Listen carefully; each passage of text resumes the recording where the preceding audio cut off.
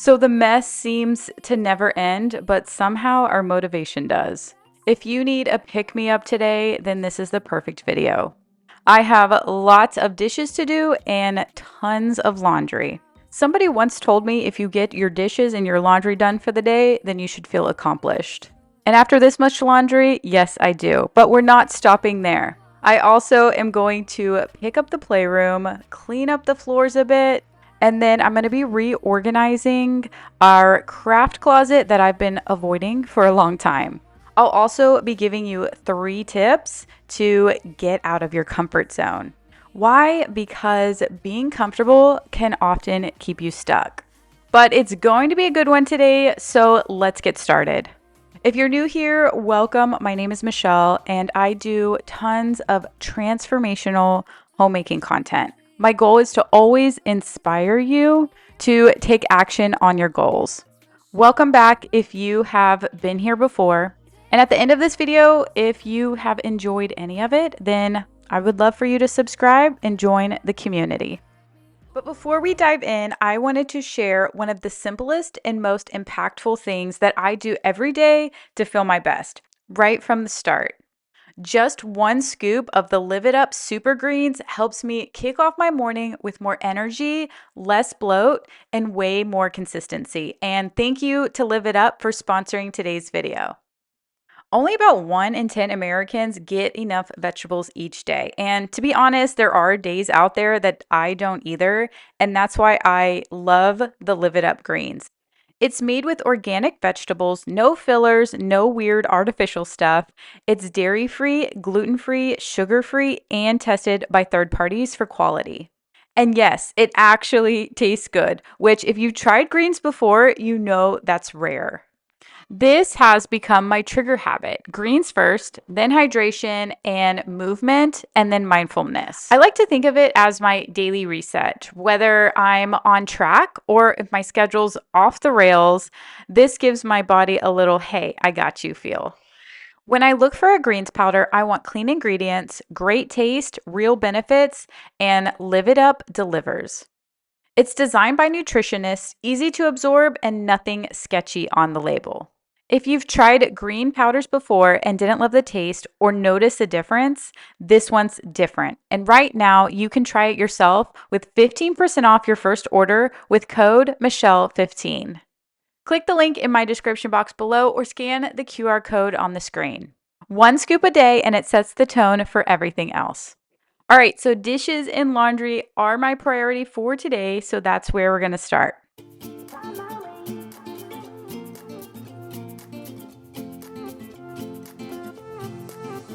A new place, a new home, for a while, let me feel alive.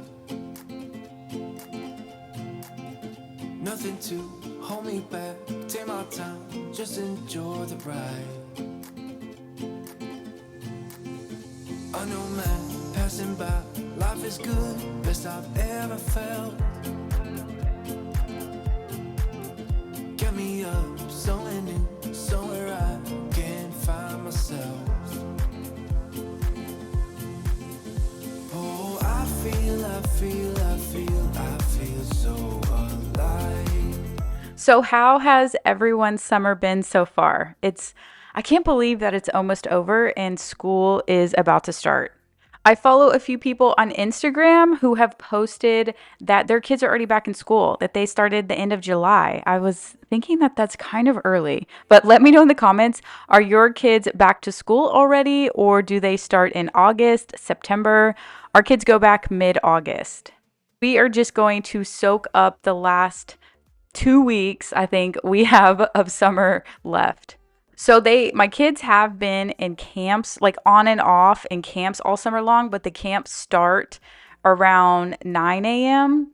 So I feel like I can still sleep in just for a little bit extra until I get everyone off to camp, and school starts a lot earlier. So although I'm excited for them to go back to school, I'm not excited to get everyone back in that early morning routine.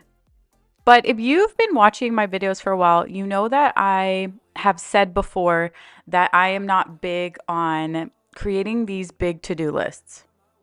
I'm not against to-do list, like the concept of a to-do list, But for me, there's a couple personal reasons why I don't thrive with one. But first, let me start with why they can be good. So, if you tend to have like a lot of mental clutter going on in your head of all of these things, it is so good to write it down. That way, you can take it out of your head and you don't have to rely on yourself to remember anything, right? You can just come back to it. And I'm really referring to cleaning to do lists. Now, for me, a long, drawn out to do list just kind of overwhelms me. I can just look around my house and know exactly what I have to do. But I was reading this checklist one time. It was a cleaning checklist, and I think I saw it on Etsy. And I wanted to look at it and see what it offered, if it was something that wasn't like so overwhelming. And one of the things it said was just make sure it had like things that you need to do every day of the week. And it said, but on every day of the week, it said do dishes and laundry. So when I started this video, I immediately was like, I need to do dishes and laundry. Now I do dishes every day. I do, but I don't do them at the same time. I think I've had a conversation about this. Like, do you do dishes in the morning or do you do dishes at night? And I do both. I kind of do them in the morning more often than at night, but it just depends on the day. Now, laundry, I do not do every day, and I probably should, but leave me a comment below because I'm interested. Do you do laundry every day or almost every day? For me, laundry is like a losing battle. We have 5 people in our house. We change at least 2 times a day, depending on sports, working out, pajamas. We have towels out the wazoo plus it's summertime. So we have all of the beach towels, all of the bath towels. And I try to get everybody to like reuse the towels, but it's whatever. We got sheets, we got, just bath towel. I already said that. Dish towels. It's never ending. So I feel like even if I was caught up, I still am not caught up because I still got to wash like the couch cushions. I still like there's always stuff to wash even if the clothes are done. But I will say that some days I'm like, I know that I'm going to be doing laundry for the rest of my life. So there are days where I'm cool with not doing laundry for a couple of days, and then when I get my laundry motivational kick, then I'll binge do laundry, which I'm going to do today. But going back to-do list, what I do like doing is creating priority lists, and you might be asking, what's the difference? The difference is exactly what it sounds like. It's a priority. And what I classify as priorities is something that is going to move me towards a bigger goal and something that is not already a habit. For example, if one of your big goals is to go to the gym and lose weight and you don't always go to the gym. It's not part of your habit, it's not part of your weekly routine, then you would put down going to the gym or working out from home, whatever that would be, as one of your main priorities for the day. And then the goal is to only have 1 to 3 main priorities. And this is also why I think it's important to have goals. If you need help with goals, I have a goal getter guide that I've linked down below that you can download completely for free. And then you can structure your priorities and your day around those goals. What I realized with to-do list for me personally is I would write down a bunch of busy work. So I would be busy all the time, but there was nothing that I was doing in the day that was actually aligning me up for growth and towards accomplishing goals. Now, please keep in mind if to-do lists are what you need to grow and you need to have like 15 things on your list and it's what keeps you motivated, then please continue to do that. I'm just giving my experience and my perspective for how I had to restructure my daily to-do list into top 3 priorities. Changing these things has helped me build a business, quit my corporate job, hit specific income goals, hit specific health goals, because you're refocusing your time and attention on what you want to grow in the future. Let me tell you this, this. Let me tell you right now, your exquisite kiss still burning. Didn't know I missed this passion in life. Now I'm addicted somehow. Let me tell you what is up with your smile? It's impossible, not melting, irresistible. When I look through your eyes, not even sky's the limit. I used to be satisfied, stayed over the surface. Now I just can't get enough. You make me feel good like no other. I just want everyone to see what I've discovered. And when I'm with you, I go higher. You lift me up, now I can see so much farther. Beyond the horizon, beyond the horizon.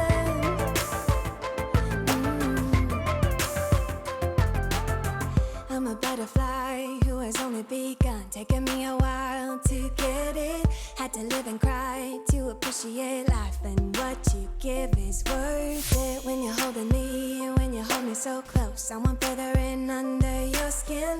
Wanna leave a mark so that I can be sure that you remember what's been. I used to be satisfied, stayed over the surface. Now I just can't get enough. You make me feel good like no other. I just want everyone to see what I've discovered. And when I'm with you, I go higher. You lift me up, now I can see so much farther. Beyond the horizon. So I mentioned earlier that my kids were in camp, and this morning I dropped my kids off at camp today. And it was a new camp. We'd never been there. Whenever I do a new drop off, it's always nerve-wracking because I'm not sure like what entrance to go in. I'm not good with directions. I did not get that superpower. And if you're thinking that's not a superpower, well, then you probably have it because I can get lost like no one's business. I feel like I always make a wrong turn somewhere, but I'm getting better. I also have two other people's kids with me. So when I'm going to a new place, trying to figure out, where do I go? Where's the parking? Where's the entrance? How do I check in? How do I get out of this packed parking lot? It's never something that I look forward to. But once I get it all figured out, then I'm good to go. There is this fear of the unknown. For me, the unknown causes anxiety. And this can also be why you often feel resistance when you want to do something you haven't done yet or try something that sounds interesting, but you are just not sure. Think about when you go to a restaurant, let's say it's an Italian restaurant, and the chicken piccata looks so good, but you know that the pasta is amazing because you got the pasta last time, but you've never gotten the chicken piccata. What do? You can even leave me a comment. Do you try the chicken or do you go with what's tried and true, the pasta? Now, how many times have you not taken the next step or not tried the new thing? And it's not because you couldn't, it's because you couldn't guarantee an outcome. You didn't apply, you didn't reach out, you didn't start that new thing, you didn't try the chicken because what if it doesn't work? What if it doesn't taste good? Because we couldn't guarantee the outcome. Here's the truth. Comfort is seductive. And if you're not careful, it becomes your cage. So let's talk about how fear of the unknown is quietly keeping you stuck. And I will also talk about 3 tools from high performance coaches that will help you rewire your mindset. It's not that you're broken or lazy or too late in life. It's just that you're comfortable and your brain loves being comfortable. So, whenever you are trying something unknown or any type of unknown activities, can activate that fear center in your brain, making you imagine worst case scenarios that haven't even happened. So your brain isn't showing you what's true, it's just showing you what you are programmed to. If you're feeling stuck at something, you have a decision to make, you fear the unknown, Then let's do an exercise to flip the script. So, Tony Robbins teaches that fear is imagination without direction, right? You're thinking of all these different scenarios. Your brain is going here, it's going there, it's going there. And then you're like, okay, I can't do it. So, what you can do is give it direction, become aware. I can tell you, awareness is one of the hardest steps. We like something that is predictable. We like what we know the outcome to, and we get stuck in these cycle loops. And the first thing in order to break a loop is to become aware that the loop is even happening.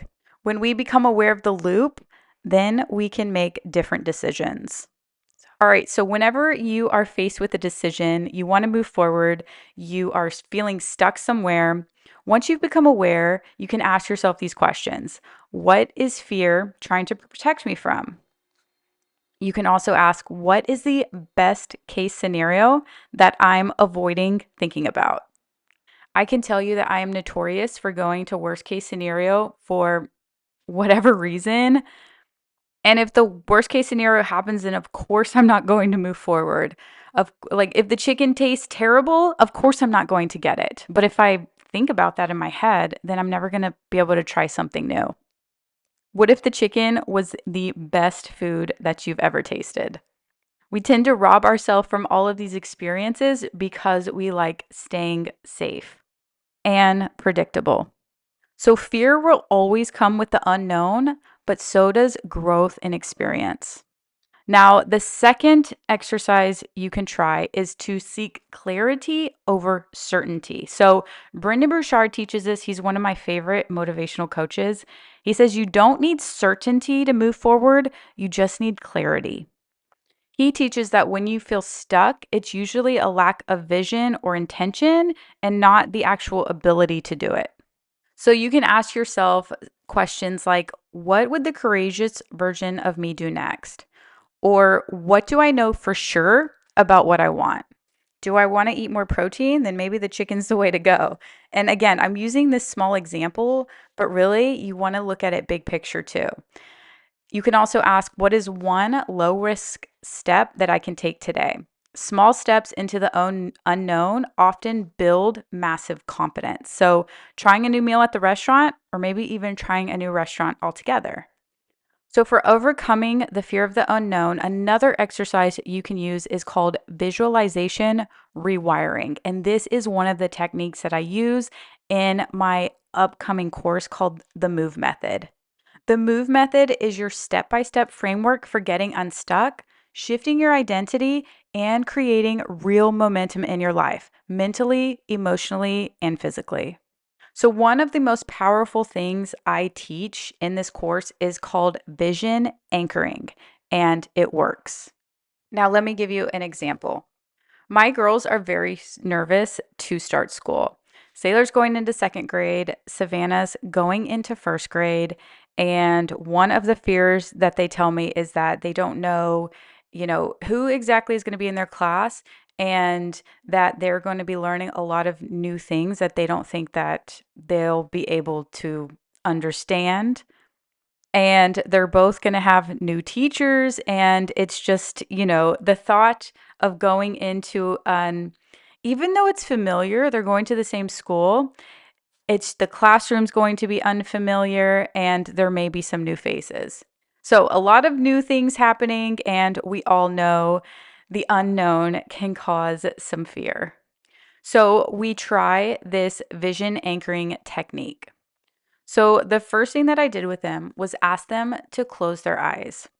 Then we are going to visualize their first day of school.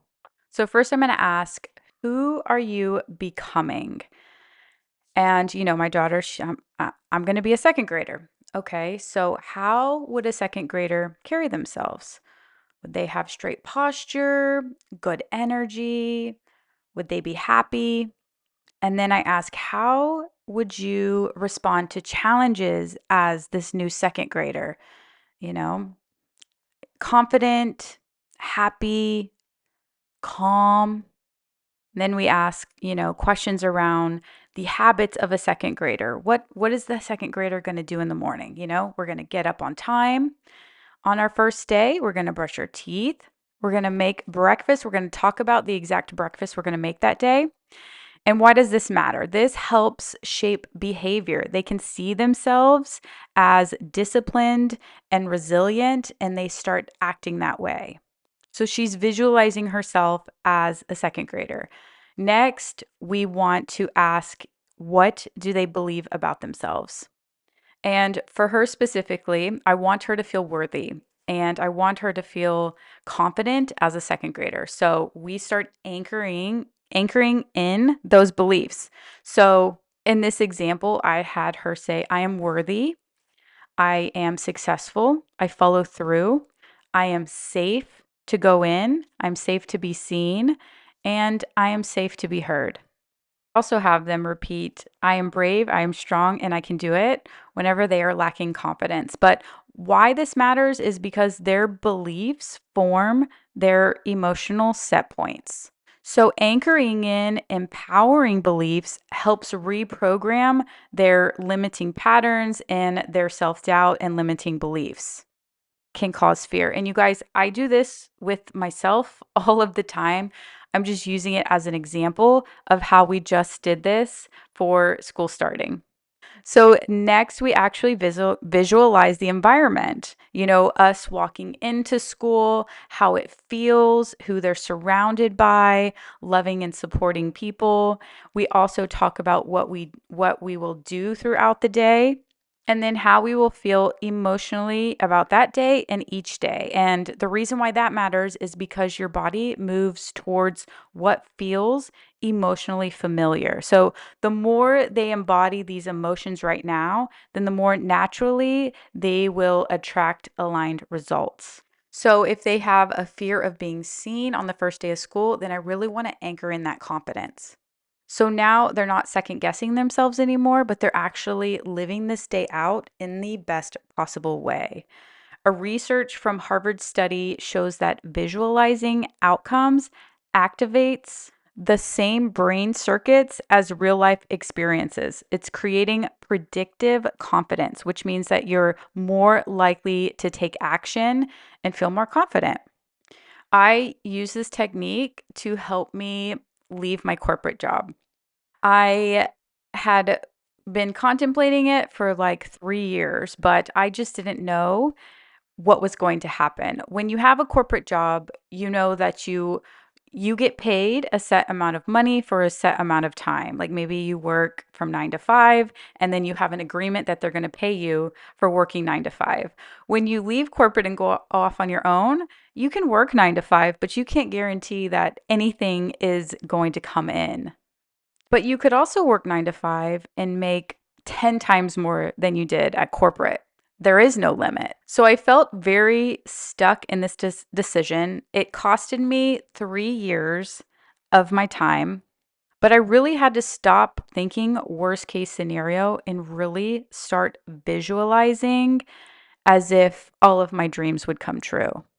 If I can start visualizing it, then I can create confidence that I can actually do it. So I love this technique. I hope it was helpful. And I hope it is one of the tools that you can try if you are feeling stuck. So I've gotten a lot done while we've been talking, but I've taken everything out of my craft closet. And the first thing I'm going to do is start categorizing everything. I'm throwing away all of the trash, throwing away all of the markers that don't have any lids on them that are dried up. And I'm going to sort everything in different bins.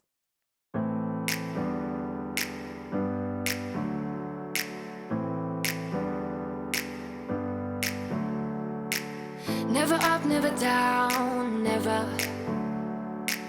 Like a theme in a song, clever. Feeling high, feeling low at the same time. Feels so right, then I'm wrong, hoping I'll be fine. But I get up, I always do.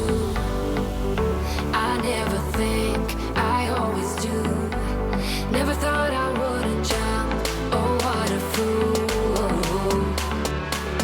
But if I fall, I would get up again.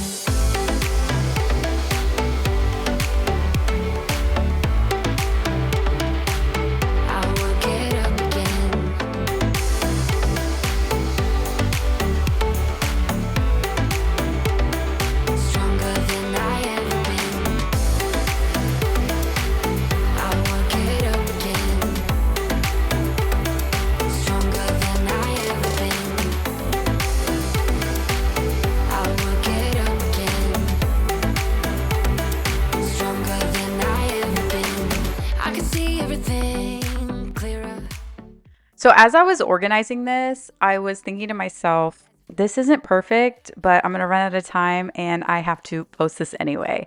And it got me thinking, are you a type A person or type B personality person type?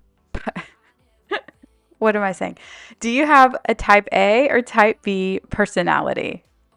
Okay, here's some examples. Type A personality: driven, competitive, high strung, highly goal oriented, focuses on urgency, thrives on achievement and productivity, but can be prone to stress, anxiety, and burnout. You're often like go, go, go.